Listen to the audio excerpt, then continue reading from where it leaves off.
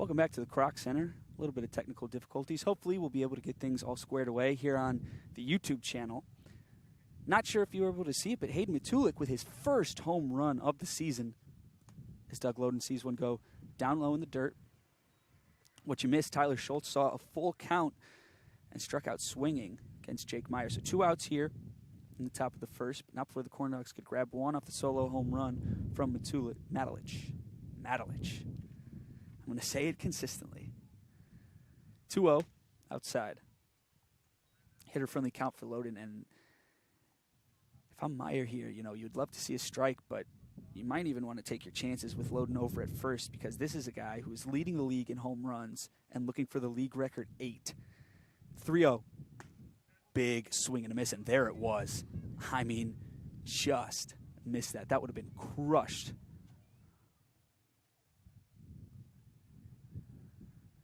Loden collects himself. 3-1. Wouldn't be surprised if we saw another swing here. That's strike 2. Same pitch as one before. Off-speed breaking ball that just came down across the middle of the plate. Loden was waiting for a ball there to hopefully end up at first, set it up for Roman Kuntz, who's on deck. Full count. Payoff.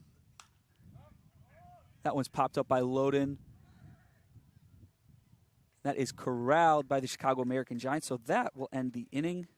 But not before the Corn Dogs grab one on top of the Chicago American Giants here. We head to the bottom of the first.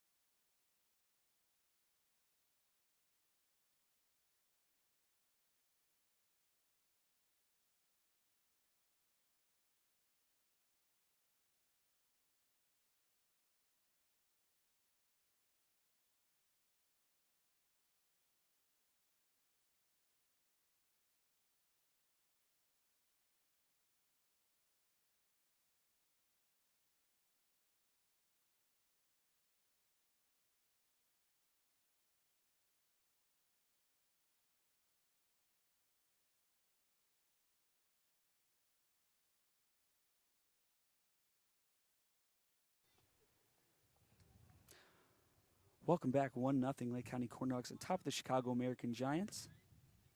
And just a quick run through of the Giants batting order.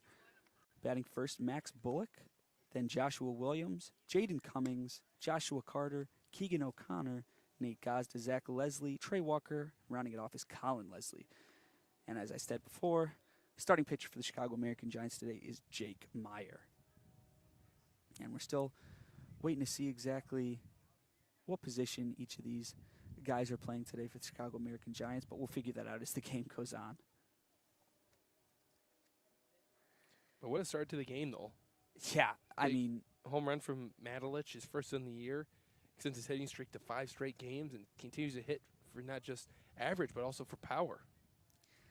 Matulich came a little bit later in the season as the first pitch by Troxel is a strike that just catches the bottom right corner. You see a lot of strikes from Troxel. Yeah. I mean, this is a surgical pitcher right here. Same spot. Strike 2 called. You got to be careful here against Max Bullock. He was top of the league in batting average, and he's giving some teams some fits. 0-2. That one bounces in for ball 1. Yeah, Matulich came a little bit later and started off struggling just a bit, finding his rhythm, but that goes for almost every single player in this league as that one's fouled off to the left. But recently, yeah, he's been showing off the power. And finally, he got just underneath one enough to really send it out, as he's had so many extra base hits, and that's what allows him to get all those RBIs. 1-2. That one's inside. Yeah, it really all came together for him in the 24-0 game against Southland. We saw him really swing the bat well that game.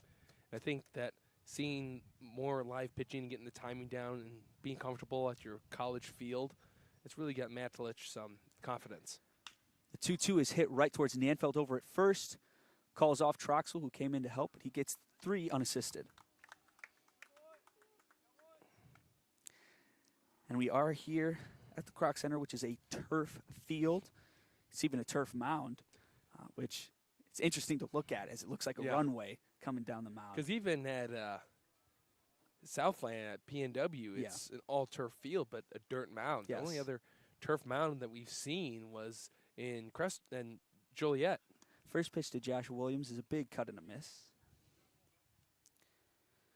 But yeah, so there with Nanfeld at a field like this, you don't really have to worry about it taking too many unpredictable hops. Yeah. But you definitely don't want to get lazy. There's another big swing and miss from Williams. Yeah, if you're Ryan Troxel, too, you can be more confident in throwing pitches in the strike zone and knowing that your fielders are going to have your back today and be able to play some true hops instead of the ones that they've had, especially in Marion Catholic. Yeah, that's sometimes probably even at Legacy. Yeah. I'd say Marion Catholic is the most unpredictable field. That one's just outside for ball 1. Marion Catholic was interesting, to say the least, for those players. I mean, it was something every single time the ball hit the field. There's one that's down low in the dirt. Yeah, I don't even know if Ozzie Smith could have played shortstop at Marion Catholic. Greatest fielder of all time may have had some fits. 2-2. That one's up high. It hit him. It actually made contact with Williams there, so that, I believe it'll send him over to first for now. It's actually a foul ball. So Williams will stay up to bat. He tossed his bat thinking that made contact with him. And that's not the first time we've seen that happen this year. Yeah, I couldn't tell if it maybe was the elbow guard or the bat. That's why there was a question, and now they're going to have to talk about what's going on here. We really couldn't tell. No, from our it was angle. really quick. It was bang, bang, and there is a pole that kind of blocked that part. But it did make a noise. It definitely hit something. If I'm being honest, I thought that it made contact with Deal's glove and popped out. That's what it looked like to me, but It it didn't hit make something. like a glove noise. It was more just a thunk. Yeah. And something that was high pitched. It's interesting. That's a good word to describe it. So we're seeing a little conversation here from the Chicago American Giants manager and home plate ump. But hey, it's a good day. It's a beautiful day for baseball. It It's is the a first great day. noon start of the year. Not too hot, and there's definitely a breeze that's blowing out towards. I mean, it's coming from right behind us. It feels like. Yeah, it feels nice. It blowing does. out to center. You even said it on the drive over here. You said I could really go for more noon starts. Oh yeah. My sleep schedule will probably change, but hey, if you're sitting at home enjoying a cup of coffee, baby, and you're joining us and watching the Corn Dogs. The 2-2 is just outside. We'll see another full count.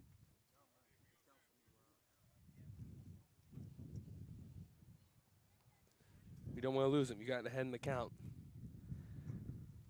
And so a good fight back here from Williams. Payoff. That strike 3 called.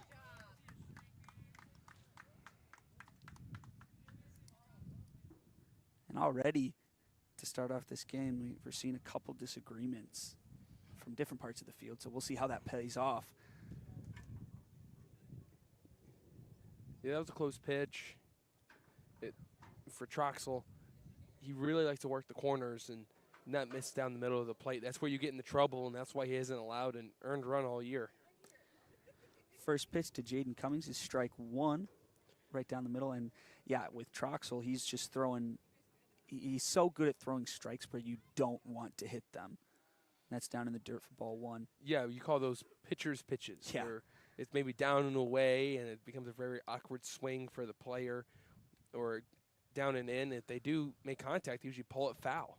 Well, and you'll take your chances on a lot of these balls as that's fouled straight back. Just letting it go past you, maybe you get the ball call, but that's not been the case today. As Troxler's rung up 2 already, I believe. No, just the one. Just the one. He does have the 3 unassisted. 1-2. That one's down in the dirt once again. We're seeing that a lot from Troxler today, so yeah, I'm sure he'll adjust. It's gonna feel like that, but usually he only does that in 0-2, 1-2 counts. Mm-hmm. And if you do throw a slider, you never want to miss down the middle of the plate. You can live with it bouncing into your catcher. So at least it's going to be a ball, not a baseball over the fence. Break even.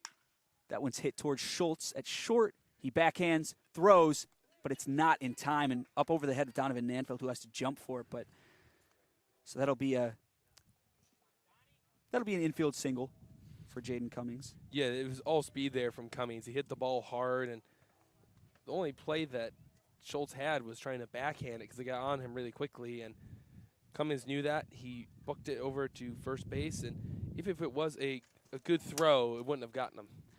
Yeah, Cummings was basically over there in time. So he's on first. 2 outs here. That brings up Joshua Carter, who hits one right towards Colin Small at second, who makes a great adjustment, throws to first, and that'll end the inning on the 4-3 putout. So not too much action here in the bottom of the first, so we head to the top of the second. Corn Dogs on top 1-0.